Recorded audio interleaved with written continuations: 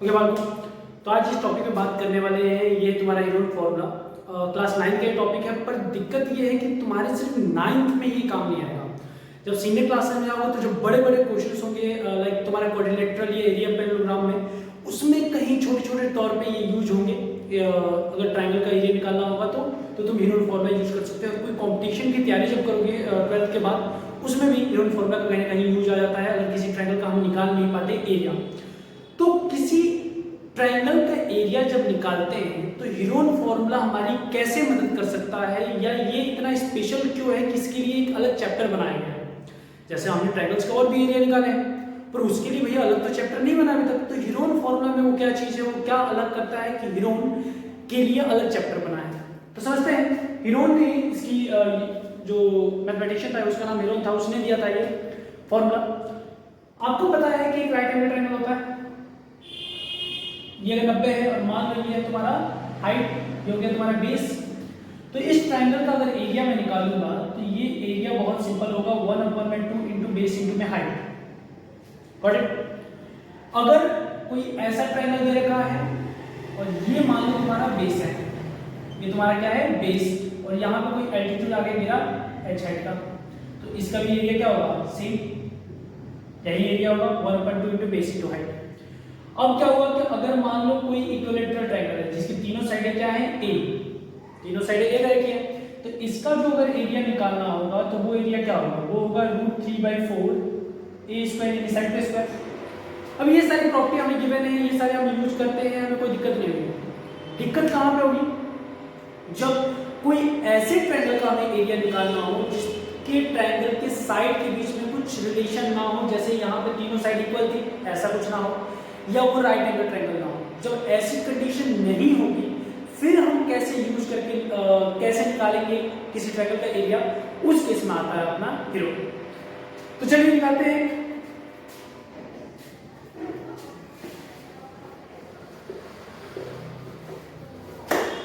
एक ट्रायंगल लेते हैं, यह हमारा प्यारा सा ट्रायंगल, इसका नाम देते हैं ABC। ओके। अब ये ट्रायंगल कुछ भी हो सकता है, हेरोल्ड फॉर्मूला से तुम किसी भी ट्रायंगल टाइप के ट्रायंगल का एरिया निकाल सकते हो, ये बात ध्यान में रखना।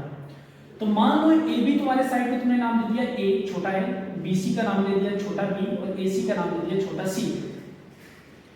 तो ABC इसके क्या हो गए साइड्स हो गए।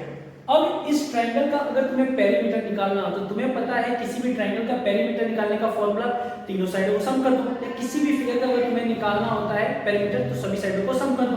तो इसका अगर मैं पेरीमीटर निकालूं, इसका मैं पेरीमीटर निकालूं तो क्या होगा, ये होगा A + B + C, यानी तीनों साइडों का सम, यानी पेरीमीटर क्या आ गया A + B + C। अब एक नया टर्म आता है जो हमें हेरोल्ड फॉर्मूला में यूज करना होता है, वो होता है सेमी पेरीमीटर, यानी पेरीमीटर का आधा। इसको डिनोट किया जाता है S से, और ये होता है P/2, यानी मैं कहूंगा A + B + C/2। तो पहला स्टेप क्या है, आपको पेरीमीटर निकालना है और फिर उसको आधा करना है ताकि हमें क्या मिलता है सेमी पेरीमीटर। और फिर आता है हमारा हेरोल्ड फॉर्मूला, और वो कहता है कि किसी भी ट्रायंगल जिसकी तीनों साइड हमें गिवन है, पहले चीज ये याद रखना कि हम उन्हीं ट्रायंगल्स का एरिया निकाल सकते हैं हेरोल्ड फॉर्मूला से जिसके तीनों साइड इक्वल दिए हुए हो, तीनों साइड दिए हुए हैं, तभी हम निकाल पाएंगे। तो इसका एरिया क्या होगा, √, पूरा √ में चलेगा। सबसे पहले लिखोगे S क्या है, जो हमने पेरीमीटर का आधा निकाला सेमी पेरीमीटर, S - A, यानी S सेमी पेरीमीटर में से जो पहली साइड थी उसको माइनस करो, फिर मल्टीप्लाई में S - B, फिर S - C, और ये तुम्हारा हो गया आंसर। सभी को आएंगे, इसको सॉल्व करो, सिंपलीफाई करो, तुम्हारा आंसर आ जाएगा। एक बेसिक एग्जांपल के थ्रू सॉल्व करके देखते हैं। एक ट्रायंगल है, बहुत आसान लेते हैं एग्जांपल, 3 4 5। इसकी जो साइड दे रखी है 3 मीटर 4 मीटर और 5 मीटर, ठीक है, 3 मीटर 4 मीटर 5 मीटर दे रही है और इसका एरिया निकालना है। तो सबसे पहले S निकालोगे। S क्या होगा, 3 + 4 + 5, 4 3 7, 7 5 12, और 2 से डिवाइड कर दोगे तो 12/2, आंसर कितना आएगा 6। बट 6 मीटर ऐसा आ गया। अब इसका एरिया निकालते हैं, तो इसका जो एरिया निकालोगे तो क्या होगा, √S की वैल्यू कितनी है 6, फिर 6 - A यानी 3, फिर 6 - 5, फिर 6 - 4, ये करोगे तो 6 का 6 हुआ, 6 में से 3 गया तो कितना बचा 3, 6 में से 5 गया तो कितना बचा 1, और 6 में से 4 गया तो कितना बचा 2। ठीक है, और 6 को मैं स्प्लिट कर सकता हूँ किसमें 2 into 3 में। ठीक है, 3 रखा, 1 को लिखने जरूरी नहीं है क्योंकि आपस में मल्टीप्लाई में कोई दिक्कत नहीं है 2। अब देखो पेयर कौन कौन बनता है, आपको पता है रूट से कौन आता है बाहर, जिसका पेयर बनता है। तो 2 और 2 का पेयर बन गया, 2 और 2 का पेयर बन गया तो 2 बाहर आ जाएगा, 3 और 3 का पेयर बन गया 3 बाहर आ जाएगा, तो आंसर आएगा 6 मीटर स्क्वायर, और ये होगा आपका एरिया। बेसिक इजी कॉन्सेप्ट पे आपको गिवन फॉर्मूला आसानी से किसी भी ट्रायंगल का एरिया दे देता है। अब सीबीसी के लेवल की बात कर लेते हैं। सीबीसी किस टाइप का क्वेश्चन होता है? सीबीसी का सबसे पसंदीदा क्वेश्चन कौन सा है? ये आपको साइड्स नहीं देता, साइड्स का रेशियो देता है। समझते हैं कि मान लो ये तुम्हारा ट्रायंगल है, सेम ट्रायंगल दे रखा है एबीसी, और साइड मान लो अलग अलग दे रखी है। साइड्स की हमें वैल्यू नहीं दे रखी है, हमें साइड्स का रेशियो दे रखा है, और मान लो रेशियो दे रखा है तुम्हारा 2:3:5, 2:3:5 में आपको साइड्स का रेशियो दे रखा है। ये बहुत पॉपुलर क्वेश्चन है एनसीईआरटी का, और सीबीएसई देता है। 2:3:5 में आपके साइड का रेशियो दे रखा है, और इस ट्रायंगल का पेरीमीटर आपको दे रखा है मान लो 100 मीटर, पेरीमीटर आपको 100 मीटर है। तो आपको निकालना है इसका क्या एरिया। तो आपको पता है कि यूनिट फॉर्मूला तभी लग पाएगा जब आपके पास क्या होगा साइड्स होंगे, पर हमारे पास तो रेशियो दे रखे हैं। तो रेशियो को अगर साइड में कन्वर्ट करना है तो आपको एक पर्टिकुलर नंबर से मल्टीप्लाई करते हो, और इस केस में हम पर्टिकुलर नंबर क्या मान लेते हैं x। तो इस केस में हमारा जो साइड ए होगा वो क्या होगा, 2 को मल्टीप्लाई करेंगे x से तो 2x, जो b होगा वो क्या होगा 3 को मल्टीप्लाई करेंगे x से तो 3x, और c को मल्टीप्लाई करेंगे 5x से तो 5x। आपको पता है रेशियो में कन्वर्ट करने के लिए एक सिंपल सेम नंबर से मल्टीप्लाई किया जाता है ताकि वो साइड में कन्वर्ट हो जाए। तो पेरीमीटर क्या होता है, पेरीमीटर आपको पहले पता है कि a + b + c होगा, यानी पेरीमीटर को 100 दे रखा है, a हो गया 2x + 3x + 5x, 5 3 8 8 2 10, यानी 100x बराबर क्या है 10x, 10 से 100 डिवाइड हो गया तो 10 = क्या आ गया x। तो x की वैल्यू यहां पुट कर दो a पे, तो a बराबर क्या होगा 2 × 10 आ जाएगा 20 मीटर, b क्या होगा 3 × 10 30 मीटर, और c क्या होगा 5 × 10 50 मीटर।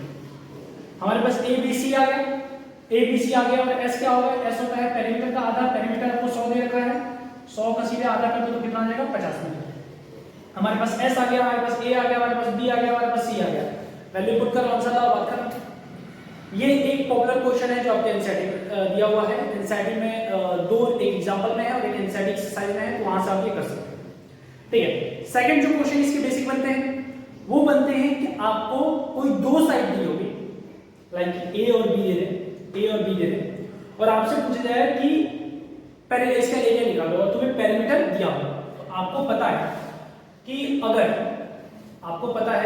पेरीमीटर जो होता है वो क्या होता है a + b + c, तो क्या होता है कि आपको दो साइड दे दी जाएगी, या तो a दे दी जाएगी या b दे दी जाएगी, उसको मान लो a और b हो गया, और आपसे पूछा जाएगा कि इसका एरिया निकालो और आपको पेरीमीटर भी दिया होगा। तो आप ये वाला फॉर्मूला डाल देना कि perimeter a + b + c, perimeter आपको दिया हुआ है, a दिया हुआ है, b दिया हुआ है, तो c की वैल्यू आराम से निकल जाएगी, वो क्या होगा पेरीमीटर में से a + b को माइनस करके आपको थर्ड साइड मिल जाएगी। फर्स्ट साइड निकल ही चुकी है, सेकंड साइड निकल ही चुकी है, थर्ड साइड आ गई, पेरीमीटर दिया हुआ है, सब कुछ सॉल्व करके फिर s निकाल के एरिया निकाल लेना। ये आपका आता है सेकंड टाइप का क्वेश्चन। अब बात करते हैं अपने थर्ड टाइप के क्वेश्चंस में। तो थर्ड टाइप के क्वेश्चंस क्या आते हैं कि एक ये स्पेशल टाइप के ट्रायंगल देता है, लाइक आइसोसेलेस ट्रायंगल। ये नहीं बोलता कि इसके साइड्स इक्वल है या कुछ ऐसा, बस बोलेगा कि आइसोसेलेस ट्रायंगल है, और जो साइड्स इक्वल होती है, मान लो ये आइसोसेलेस ट्रायंगल है, तो कहेगा जो साइड इक्वल है उसकी वैल्यू है 2, जो साइड इक्वल है उसकी वैल्यू है 2। तो आप इसका एरिया निकालो, अगर पेरीमीटर जो दे रखा है वो क्या दे रखा है 7 मीटर दे रखा है, मान लो पेरीमीटर, तो आपसे पूछा जाएगा इसका एरिया निकालो। तो भाई मान लो ये साइड और ये साइड इक्वल है, तो ये 2 मीटर होगा तो ये भी तो 2 मीटर होगा। पेरीमीटर कितना दे रखा है 7, फिर से यही वाला फॉर्मूला लगा दोगे जिससे तुम्हारा थर्ड साइड आ जाएगा, 2 और 2 कितना हो गया 4, 7 में से 4 गया तो आ गया 3, तीनों साइड आ गए, फिर से यूनिट फॉर्मूला डालो।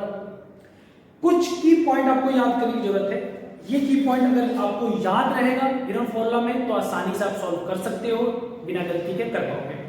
पहली चीज, यूनिट फॉर्मूला को जब आप रूट के अंदर स्प्लिट कर रहे हो, रूट के बाहर निकाल रहे हो, तो कोशिश करो छोटे से छोटे टुकड़े में कन्वर्ट कर दो। लाइक अगर 12 है तो 12 को लिख दो 2 इंटू 2 इंटू 3। ऐसे ही बाकी जितने भी टर्म है उनको तोड़ दो ताकि आसानी से कॉमन निकाला जा सके, पहला रूल।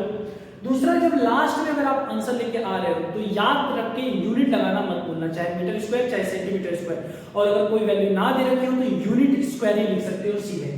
कौन सा? Unit square. पर लिखना मत भूलना, अगर लिखना भूल जा रहे हो तो मार्क्स कट जाएंगे, ठीक है। बाकी जो इस साल सिलेबस के हिसाब से अगर बात करें तो हेरोन फॉर्मूला में इससे ज्यादा कुछ क्वेश्चन नहीं बनने वाले। अगर इस टॉपिक से आप ये क्वेश्चन टाइप के कंप्लीट करके जा रहे हो तो निकाल सकते हो। कुछ क्वेश्चन में क्या आते हैं, कुछ क्वेश्चन में कॉस्ट निकालने को आते हैं, ठीक है। तो कॉस्ट निकालना आसान है, जब एरिया निकालना फिर कॉस्ट से मल्टीप्लाई कर देना, तुम्हारा एरिया कॉस्ट जो होगा पूरी चीज का, एरिया किस चीज का, मान लो खेती करवाना है या पोस्टर लगवाना है कुछ भी, तो आप निकल सकता है। बात समझ आ गई?